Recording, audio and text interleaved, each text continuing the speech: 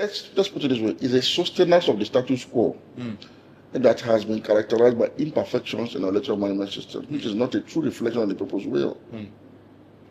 So, in 2023, we saw this debacle of glitch that happened during transmission, and then the server was shut down and all of that. So, are we foreseeing a repeat of this in 2020? Or something much worse, because the push for a mandatory transmission of results was such that it's no longer at the discretion of INEC. And so INEC can no longer give the excuse that there was a technical glitch that shut down the server in the process of declaring elections electronically or transmitting them electronically in real time. Now it's going to be mandatory. Meaning, for instance, if there's a glitch, you have to repeat that election. I do not think the ruling class in Nigeria is ready for true democratic change in this country, because they are enjoying the status quo. They are in power. They know that they have not really served the people's interest. They are aware. They are not oblivious of this fact. And so they will not do anything that will be akin to committing class suicide by enabling you and I, the people, to hire and fire freely. That power is not something they are ready to give to us. But we can actually take it as a people. If only we are resolute, we are resolved as a people to say, we have identified those whom we want to elect into positions of leadership across the board, and we are willing to make the sacrifice required, which is the resilience, the steadfastness, the commitment to stay focused and stay the course. If we're able to do that, and people power is harnessed properly, it will dissolve any or neutralize any attempt at electoral subterfuge.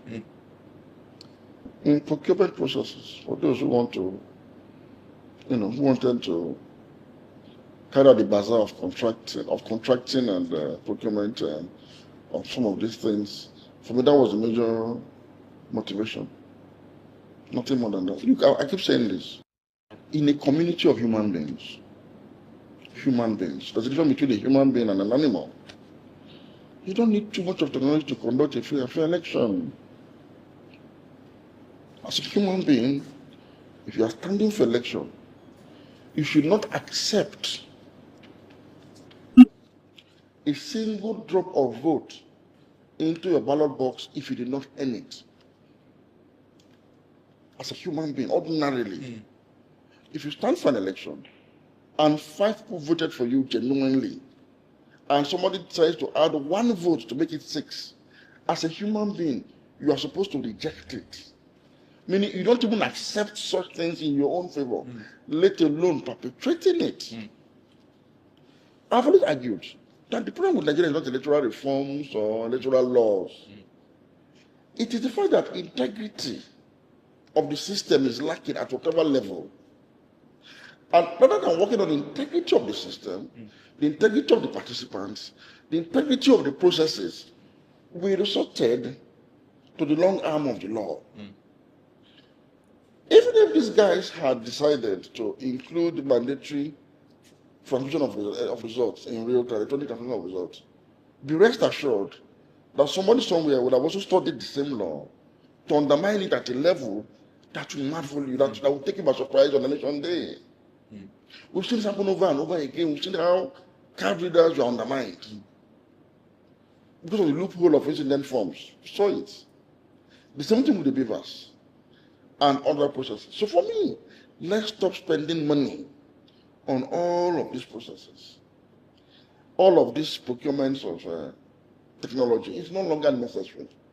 As long as it is not legally tenable, let us concentrate more on developing the integrity of the system, beginning, not necessarily with even INEC, with the electoral process itself. You see, the weakest link in our democracy value chain has been the political party system. Ordinarily, in a democracy, power is given and not taken. This is important. It's important to begin to redefine some of these terms we bandy around. In a democracy, you don't take what's given to you. But the political parties are operating on the maxim that power is taken and not given, meaning they hijack it, they steal it, they run away with it. So we have to go back to that level. Can we now have political parties that have to understand that power is freely given by the people as a trust? That is a responsibility that comes from privilege, but more of a responsibility to uphold that social contract between the people and the government on the delivery of welfare and security for the people. Until we have this fundamental reset and reconfiguration of the political party system, we are participants will not play by the rules and observe absolute fidelity to constitutionalism.